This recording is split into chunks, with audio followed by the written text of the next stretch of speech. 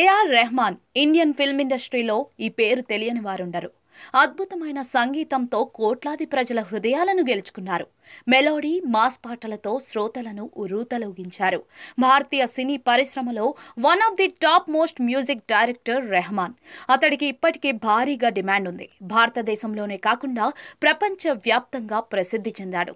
Oscar విజేత, వేలాది super hit songs అందించాడు. సౌత్ ఇండియాలోనూ బాలీవుడ్లోనూ తనదైన ముద్ర వేసిన ఏఆర్ రెహమాన్ ఒక్కో పాటకు భారీగానే పారితోషికం తీసుకుంటారు.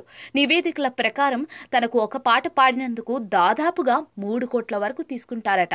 అవును, ప్రస్తుతం ఇండస్ట్రీలో స్టార్ సింగర్లుగా పేరు తెచ్చుకున్న సోనూ నిగమ్, శ్రేయా ఘోషల్ తదితరుల రెమ్యునరేషన్ కంటే ఇది 15 రెట్లు ఎక్కువ. AR Rahman full time singer కాదు, సంగీత దర్శకుడిగా సినీ ప్రయాణాన్ని అతి చిన్న వయసులోనే మొదలుపెట్టాడు.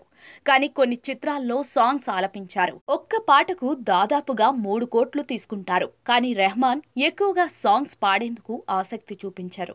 ఎందుకంటే అతడు ఎక్కువగా మ్యూజిక్ డైరెక్టర్ గా ఉండేందుకు ఇంట్రెస్ట్ చూపిస్తూ ఉంటారు. అందుకే తనను పాట పాడేందుకు ఎవరు పిలవకుండా ఉండేందుకు అతను అంత పెద్ద మొత్తంలో డిమాండ్ చేస్తూ ఉంటాడని సన్నిహితులు అంటూ ఉంటారు.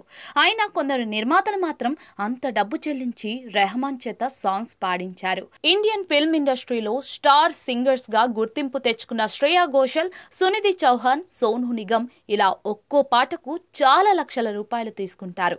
శ్రేయా ఘోషల్ ఒక్కో పాటకు 25 లక్షలు రెమ్యునరేషన్ తీసుకుంటుంది. అలాగే సునిధి చౌహాన్ 18 నుంచి 20 లక్షల రూపాయలు తీసుకుంటారు. ఇక బాలీవుడ్ సింగింగ్ సెన్సేషన్ ఒక్కో పాటకు అధిక మొత్తంలో డిమాండ్ చేస్తారు. ఇక సోనూ నిగమ్ ఒక్కో పాటకు 15 నుంచి 18 లక్షలు తీసుకుంటాడు.